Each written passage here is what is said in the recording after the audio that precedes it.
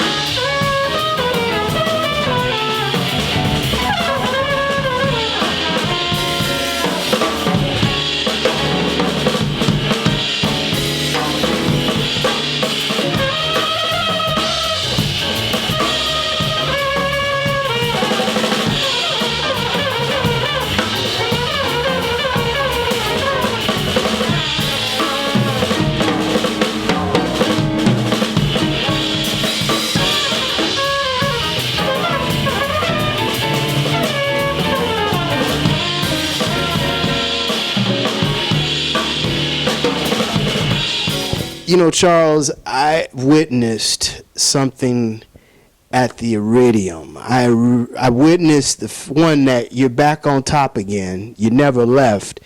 But there's some fire in this new music, in this new ensemble. Tell me about the nucleus of this new group, and tell me the direction you want to move with this musically. Well, I could say that I'm moving in a direction that was a wee bit interrupted when I was dealing with a large format big band for a few years, because of the demand for that. But I'm basically carrying on for myself the way I originally started, in this art form. And also, I would say, carrying on for Charlie Parker, Dizzy Gillespie, Clifford Brown, Freddie Hubbard, John Coltrane, McCoy Tyner. As we sit here in Harlem, you just said just a few minutes ago before we started this interview, this is the birthplace of layers of American roots music, the dance, the literary. We can even go into the religious, the socioeconomic, the clothing. Harlem is very, very important to this. And you've been a part of this all of your life.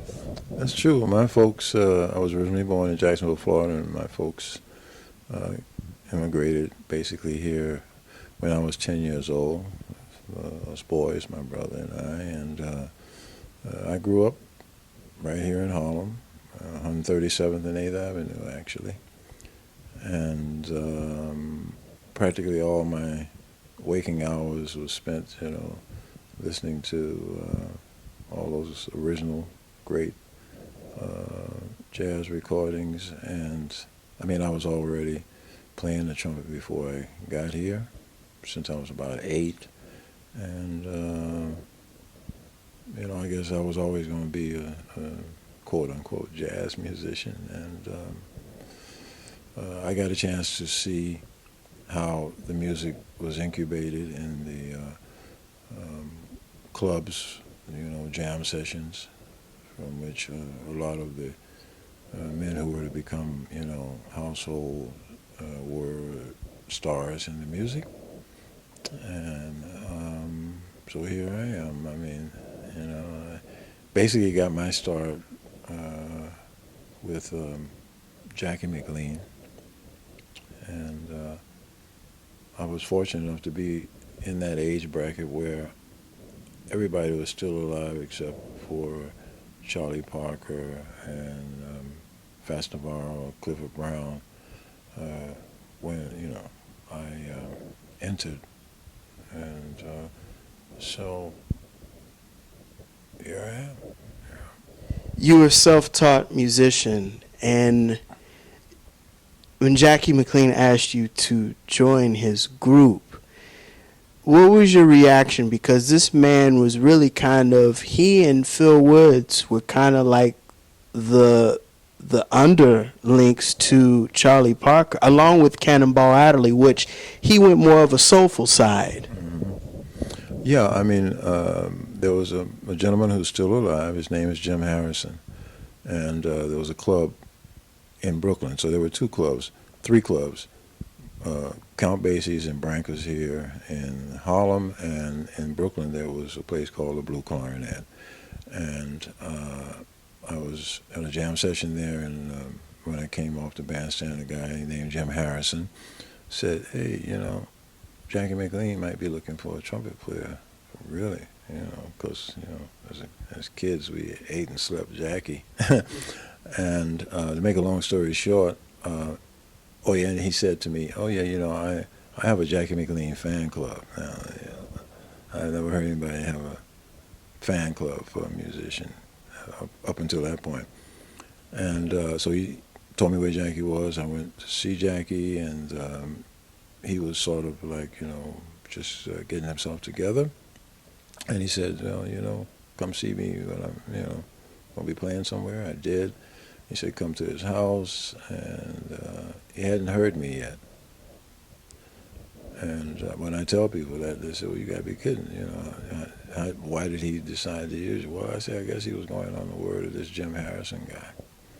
But I mean, of course, I started, rehearsing with him at his house and playing the tunes, and I guess he decided, okay, I'm going to put you on a record date, and it's the rest is history. I mean, it was my first record date, really professionally and everything else.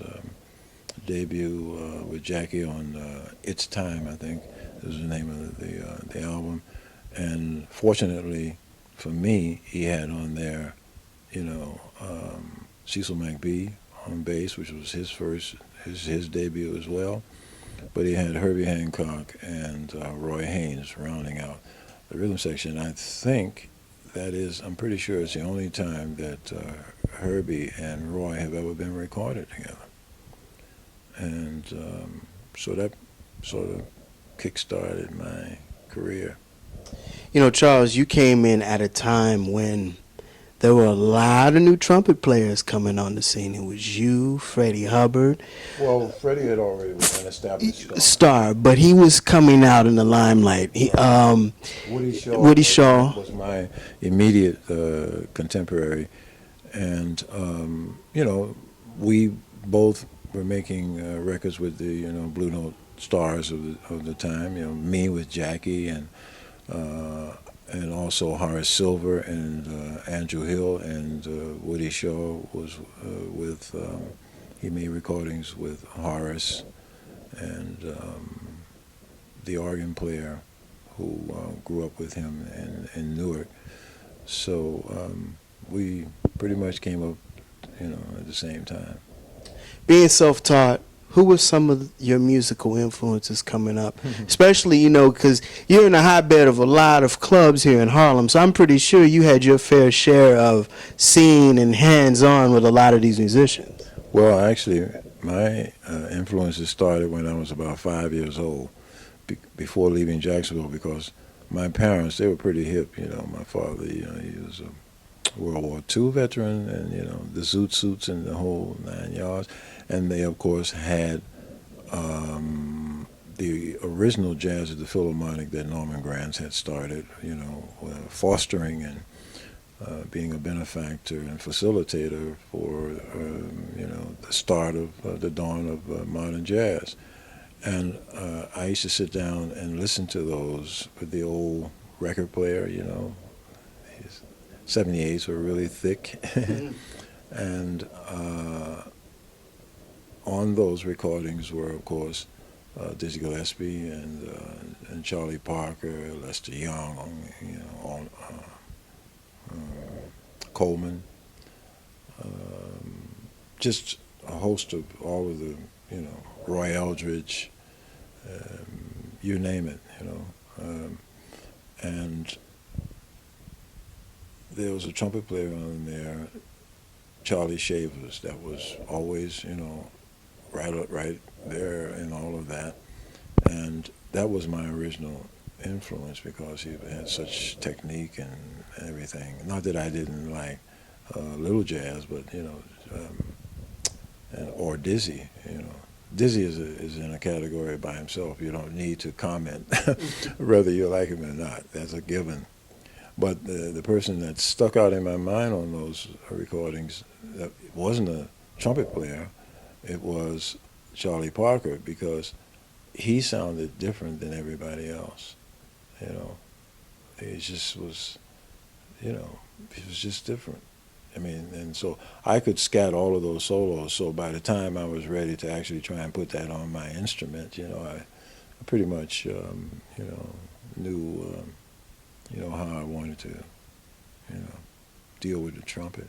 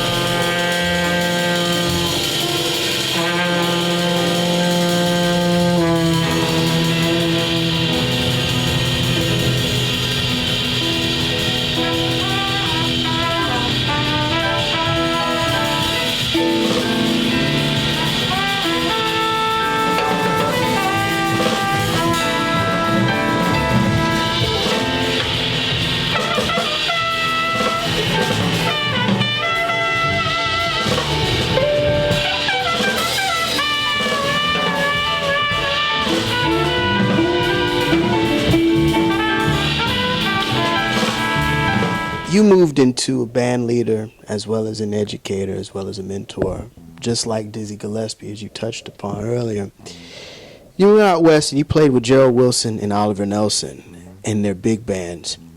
Tell me how that shaped you as a composer, and tell me what it did for you also on your trumpet style and your playing. Right. Well, before getting a chance to go to California, as a teenager, us boys who were, wanting to get in this thing, we go to a place besides Count Basie's and Branker's and the Blue Coronet in Brooklyn. We would go to a place on 116th Street that was called Newbies, and it was an old factory, from the 1800s that had been made into a rehearsal studio. They had about 3 floors. It's still there. Of course, it's gentrified now. And they would have big bands in there. And I used to go in and watch the musicians who would come, just to keep their chops up and play in those big bands. And that really got me, saying, wow, big band. They actually were playing, modern jazz, big band, and soloists and the whole thing like that. But what really, I think, got me thinking, that the big band jazz could be as important to, get that under your chops as well, was when I got about somebody around 17 or 18. I saw Dizzy Gillespie in Central Park. They used to have a lot of, serious jazz concerts in Central Park in those days.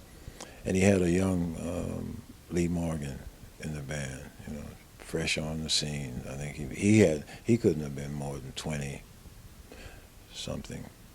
He's 4 years older, so maybe he was 21 or 22. And said, wow, you can actually play just like you're in a small group, a big band. And fast forward to, I think it was 1965, Willie Bobo, the wonderful timbale Latin jazz player, who, by the way, is very good at playing just straight, what they call trap drums, regular drum kit. He said, you want to make some gigs with me? I said, sure. And we wound up in Los Angeles on that tour, and a wonderful trumpet player by the name of Freddie Hill, also from Jacksonville, was working, that was really in the heyday of jazz and just everything with the music, modern music in L.A. because of the, writing of music for TV and jingles and everything. So there were a lot of guys involved, and a lot of them were working in Gerald Wilson's, the great Gerald Wilson's band. So he got me into Gerald Wilson's band, and that really changed my harmonical thing, listening and playing in that band for about a year. And during that time while I was out there, of course, I got a chance to work with Oliver Nelson on the sound set, for some of the things he was writing for, film. And I got a chance to, Gerald allowed me to write, my first big band arrangement. And I sort of put it away after that because I got a call from Max Roach to start working with him, and nothing was going to stop me from doing that.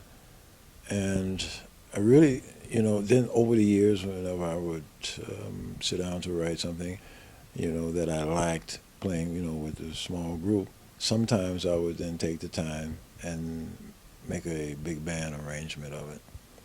And over the years, that built up to a little repertoire that I had, but with not any intention of using, just an enjoyment of doing it. And so it came in handy when there came an opportunity to actually,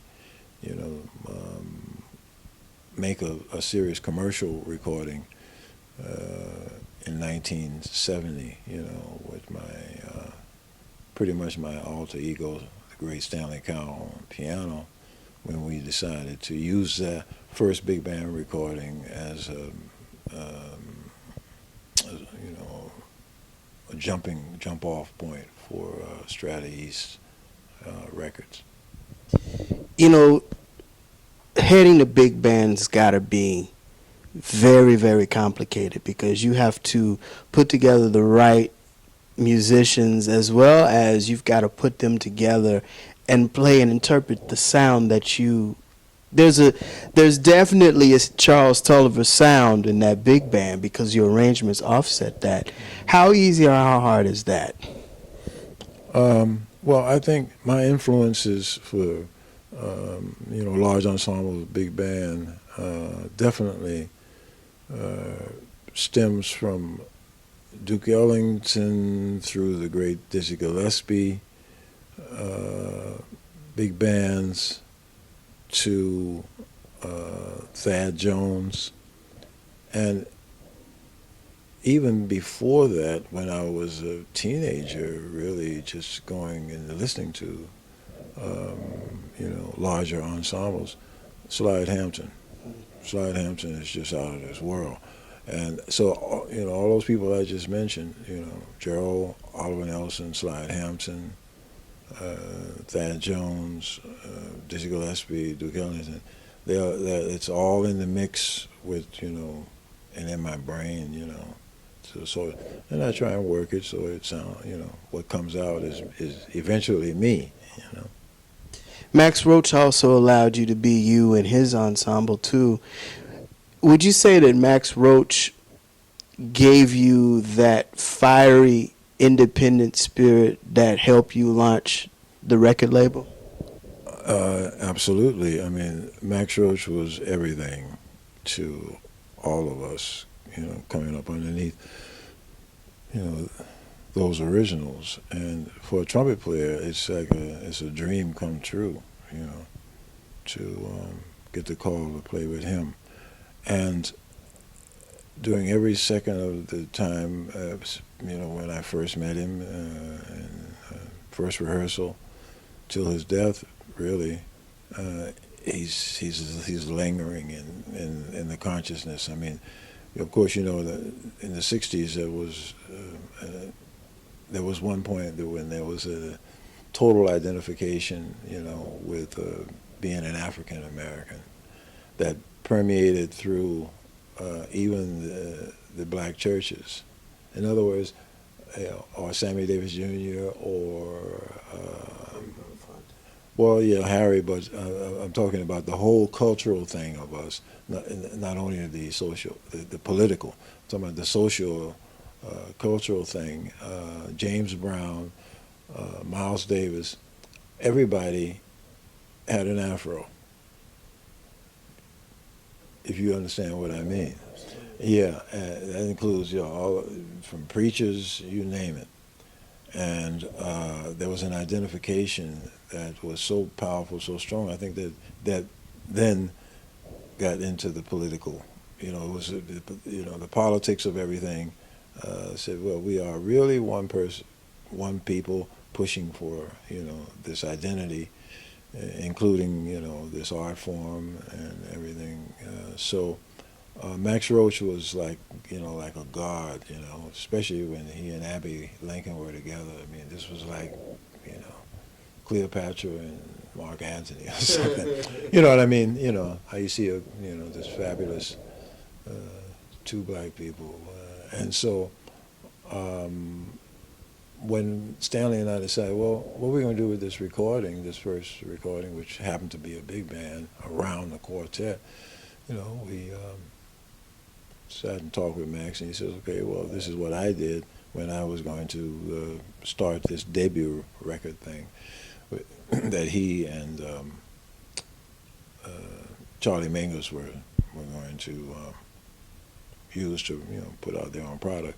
And actually, Miles Davis was supposed to be the third person in that.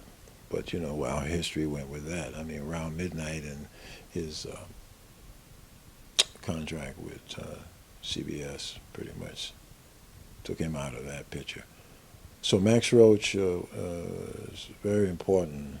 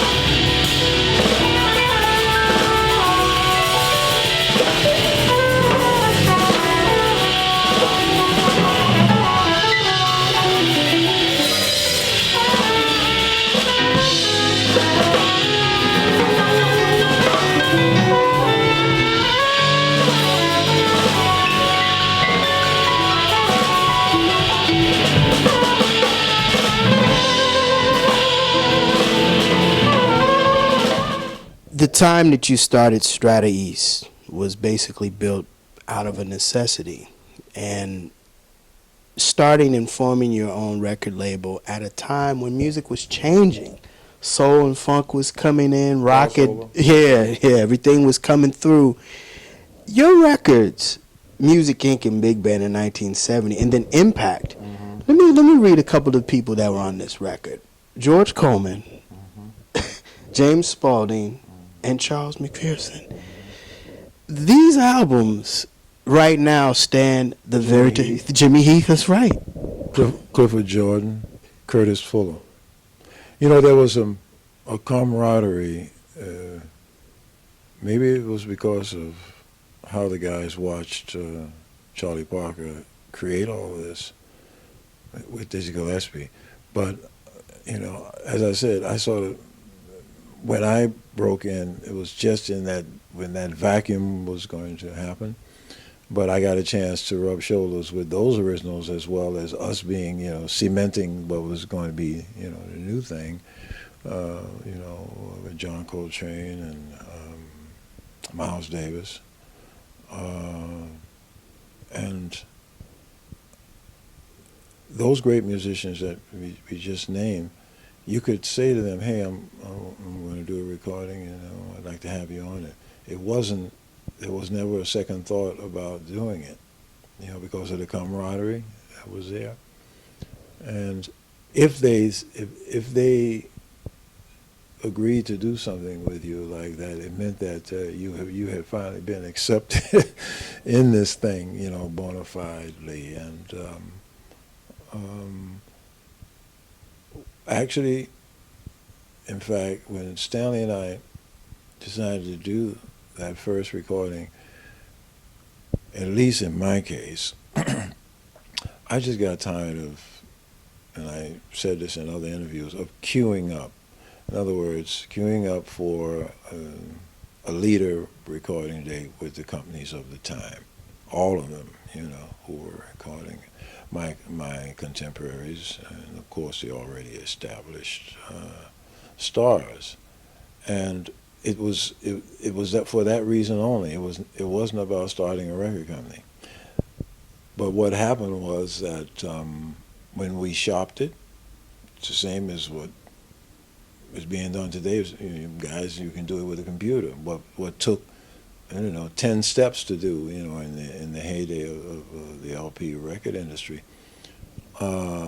We shopped it, and none of the major independent jazz labels at the time thought that they wanted to deal with it. So we were left with one option: enjoy it as, at home, or really go ahead and there is where Max Roach came in, because we went and said, hey, we already shopped this, heck with it, we're going to put this out. And, so he said, well, this and that, and then, I did some more research, and the main thing I wanted to make sure it had the facial look of a big record company. And we did that, and Billy Taylor, who was pretty much running the WLIB, which had, its little jazz stuff, and it was also a station called WRVR, Ed Beach, but and it's, I don't know if it's still in existence, on 126 in Lenox, where they had their radio station. There was a disc jockey there at the time named Ed Williams, who became very well known in our circles. And they just started playing that record, and the rest is history. It's like, a lot of interest was created from it, and then other musicians said, how you do that? And we said, well, this is how we do that. I want to do that. Okay. And make a long story short, I think we had maybe 50. But I decided early that I wouldn't let dealing with the business side ever stop me from being, doing my real love of playing that trumpet, and having groups and touring and whatever. And it was easy for me, because I made the decision that I would never let the business end of things get in the way of that. And somehow it worked, And of course, things really took off when the revolution will not be televised. Spoken word genius decided he had had enough of dealing with the major record operations, and he had heard about what we were doing, and so he came with a package already ready to go. Winter in America. Winter in America. It had a little easy-going thing on there called The Bottle. And the rest is history. One of the major people in this town who knew when something was going to take off with young people had called and said, "Hey, listen, and we were selling like fives, onesies and twosies to all the mom and pop one-stop record distributors across the United States, And it wasn't about how many records we sold. We had an operation going in which I could put my own product out without having to worry about queuing up for a record date. And so the guy said, well, this thing is going to go, What's going to go? Because when the guys would come and say, hey, knock on the door and say, we'd like to, do something with you guys, I'd say, okay, do it. I didn't really pay attention to what was on their tapes. because there's some black brothers who wanted to do something for themselves, and so we get it into what really it was a conduit which allowed other musicians with their own product to put it in the distributorship, that we had labored at, to be able to issue products, professionally, in the commercial record business. You actually kind of lived out and took root of what Marcus Garvey was preaching. You got that right. And so Gil Scott-Heron's thing, like you said, the rest is history. It took off. And then a decision had to be made whether all that we had built, we would then, like a lot of brothers do, and not just brothers, but people in business, they build something to where a larger entity says, well, we'll take it now. We'll give you that. You did good, Now we got it. And I made a decision that I wouldn't do that, that I couldn't sell all this hard work, It had to stay with us. And we were able to satisfy the demand, and the proof of the pudding in all these brothers who put their product with us, of which they of course were the major recipient. There was no artist under contract, and people thought we were crazy once they got on to what we were doing. How can you have a record company without tying down an artist, with a record contract? And I said, well, that's not what this is about. This is to help other brothers to put their product out. They can go any place they want to if they want, for making another record. And but the proof of the pudding was that when that record took off for Gil Scott-Heron, he was a major recipient of a tremendous amount of money, and it sort of helped, prove the point that we can help each other. Arista bought. Did Arista buy?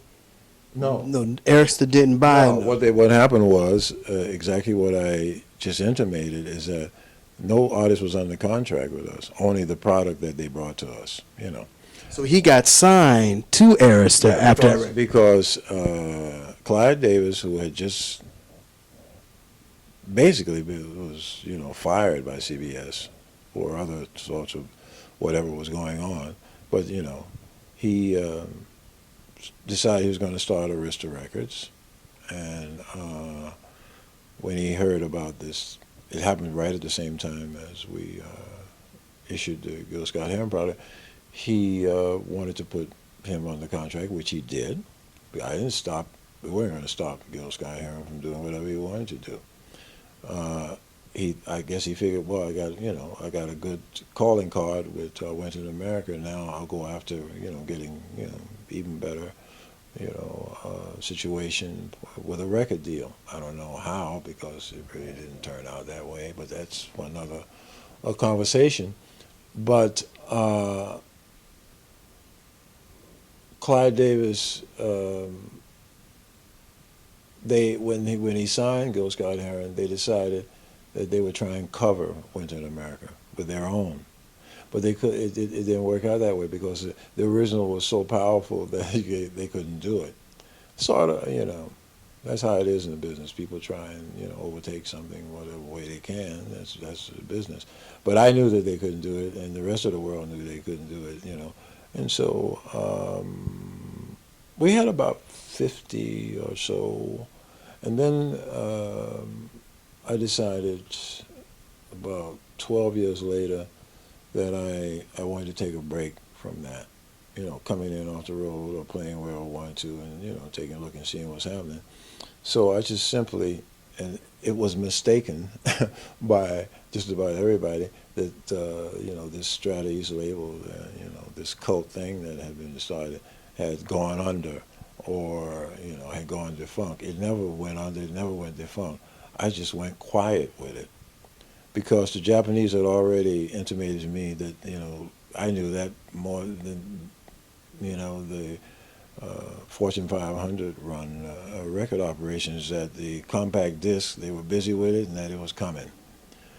And so around 1989, I decided to restart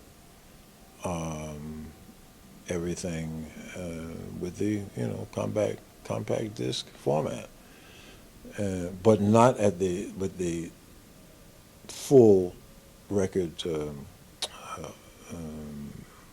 number of records that we had originally. It was about 25. And as those products were, the original LPs found their way into, the towers, the old record bins, J&R and all the other local record stores, so did the CDs via the route of the UK, Europe, and the Japanese, who were always big on, jazz. They just simply did their own issues, and it worked its way back to the record bins here. So I didn't have to worry about, having somebody on the ground, in the 10 markets of the United States. So basically, that's how, the label was reinvented, with the digital age. So, Strata-East is still alive and well along those same lines. It's just quiet, that's all, and occupies a place in history where, African Americans or black or whatever you want to call us, managed to do that. Stanley was pretty much on board with this also. Always with me, always together. Mm-hmm.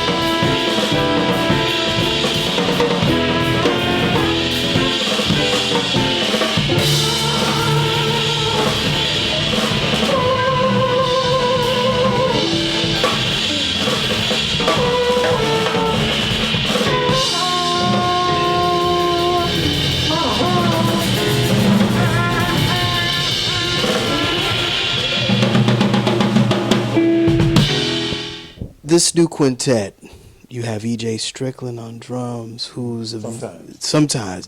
I mean, you know, the He's Strickland. the only one that's not constant, and as it should be, because he's still young, evolving, and he's playing with a lot of different groups. Drummers are always going to be in the demand, but the basic group right now is young Theo Hill on piano, wonderful guitarist, is a sleeper, Bruce Edwards, and actually a student who came through me, where I teach sometimes here in New York, Devin Starks, and so that rounds out. Sometimes it's just a quartet, but most of the time it's a quintet. With Bruce Edwards on guitar, and the drummer could be anybody, but right now it's EJ. You know, Charles, you're in a very good space in your career right now. You are a person that doesn't have to do it to do it. You do it when you want to do it. How do you channel that to this next generation of musicians that you're teaching, as well as musicians that are really trying to follow your independent spirit? I do it when I want to do it, but I want to do it all the time. And I just qualify that by saying if we had a John Levy, half the age of when he left us, in his 50s instead of 100, it would be a lot easier to do it when I want to do it. And to the question about younger musicians, what was that question again? What do you do?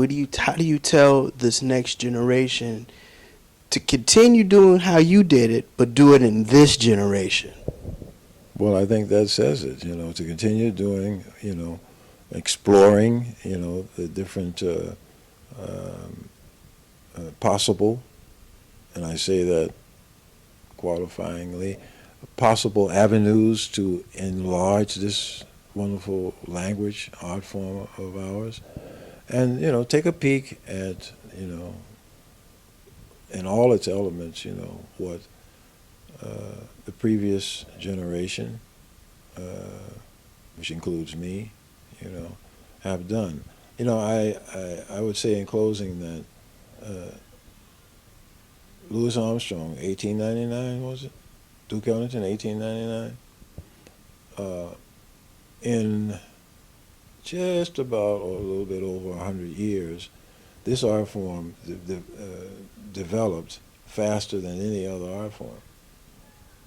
If you think about it, classical music took some 300 years of development. And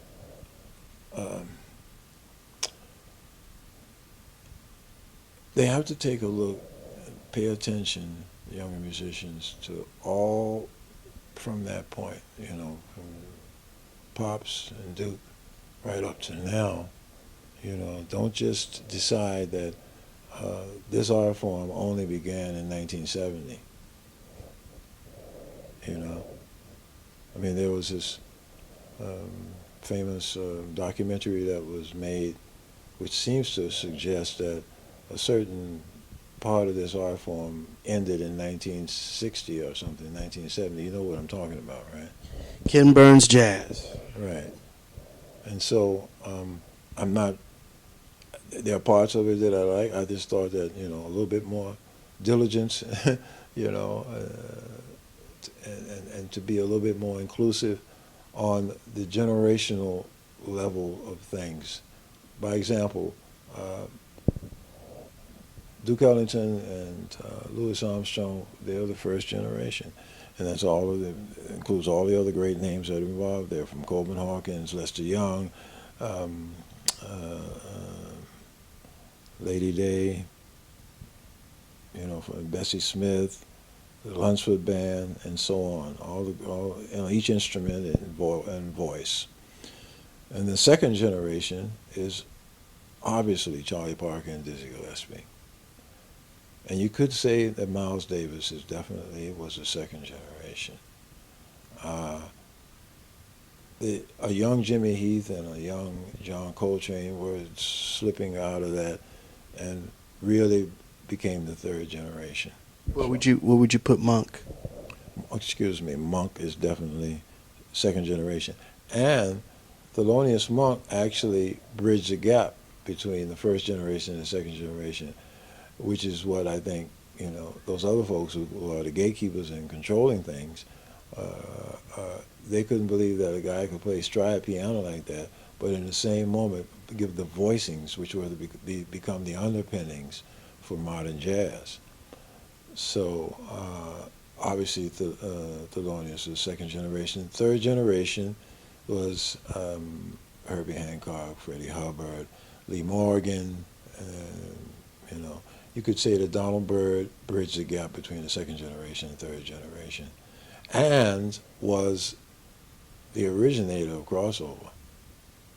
I mean, the Blackbirds, you can play that right today, and it just wipes out anything that is being attempted. I am fourth generation. Any of the guys that came up with me, we are fourth generation.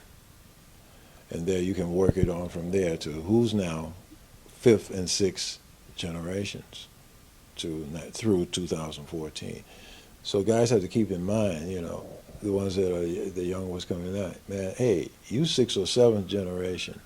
You got to check all those other generations out, Otherwise, you're missing something. That'll do it again for another edition of the Pace Report. I'm Brian Pace, reporting live here at the Iridium here in New York City. I'd like to personally thank the incomparable Charles Tolliver for his time, as well as the staff and management here at the Iridium for their warm hospitality. As always, please visit my website, www.thepacereport.com, for my weekly column as well as my past segments. Until next time, remember, if it's in the groove, it'll make you move. Till next time, peace.